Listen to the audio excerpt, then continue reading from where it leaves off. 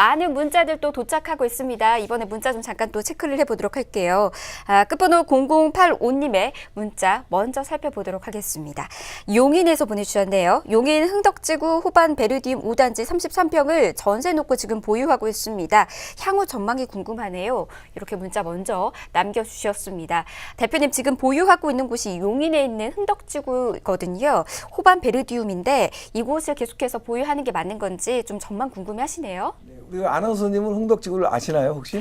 흥덕지구요. 잘 제가 모르시죠? 용인은 그 놀이동산 있는 곳만 알고 있어서. 네. 이제 광교는 들어보셨죠? 들어봤죠. 예, 네. 그리고 사람들이 광교를 많이 하는데 흥덕을 잘 모르시는 분들이 계십니다. 그런데 문자로 주셔서 제가 정확하게 말씀드리기 좀 그런데 좀 여쭤볼 것도 있는데 일단 좀 보입니다. 보이고 많은 분들이 잘 모르세요. 그래서 제가 말씀을 좀 드리면 이 흥덕지구가 이 광교 신도시가 이렇게 위치하고 있고요. 흥덕은 요 아래에 있어요. 그래서 흥덕지구가 지금 조성된 지가 한 10년 가까이 되는데 사실 입지 면에서는 굉장히 좋은 곳입니다. 그래서 여러 가지 좋은데 가장 핸디캡이 흥덕지구의 핸디캡이 뭐냐면 요 빨간 선으로 가는 거는 지금 신분당선입니다. 그래서 신분당선이 아시겠지만 굉장히 좋은 노선으로 강남역까지 지금 오고 있고 계속 좋은 라인들이 이 광교에서 직통을 하고 있어요. 그래서 결과적으로 광교 지역이 뭐 자체적으로도 좋지만 이 교통 여건이 굉장히 좋은 곳이거든요.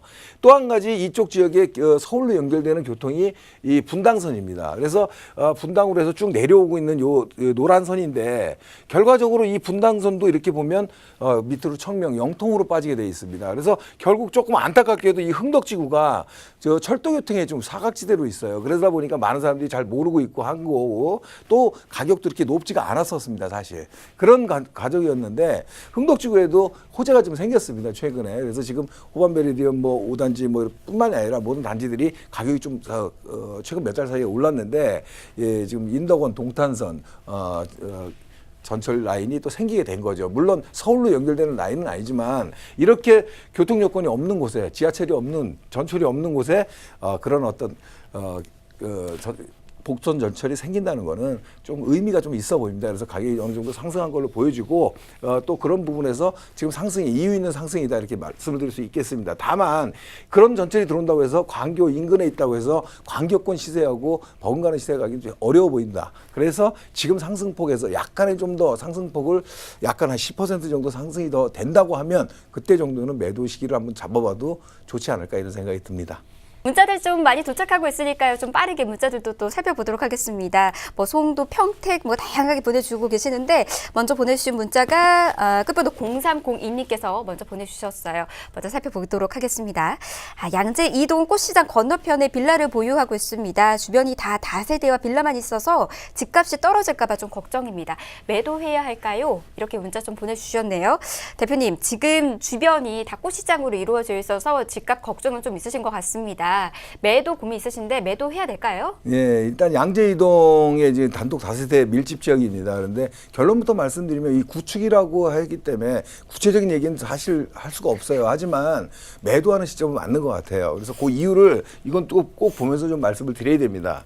자, 양재 이동이 양재 시민의 숲역 바로 옆에예요. 그래서 이쪽 지역에서 주거 단지가 이쪽밖에 없습니다. 근데 여기가 최근 들어서 새 것도 많이 들어서고 굉장히 많이 가격도 올랐어요. 그래서 물론 양재동의 뭐 RACD 특구라든가 여러 가지 개발 호재로 인해서 여기가 좋아진 건 사실입니다.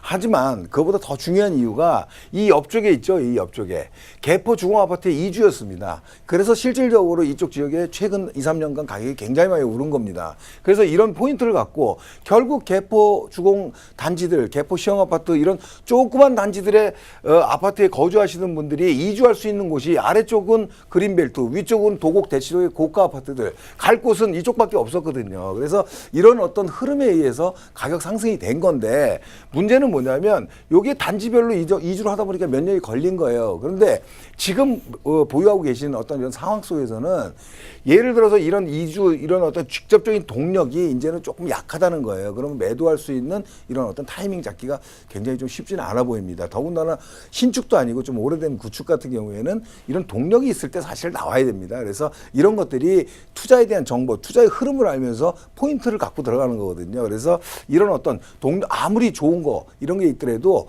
매수 수요가 많이 올 수 있는 시기 또 매도하는 어떤 물량들이 적을 때 이렇게 매도를 하는 이런 전략입니다. 그래서 아무튼 매도하는 전략을 갖고 가시라 이렇게 말씀드리겠습니다.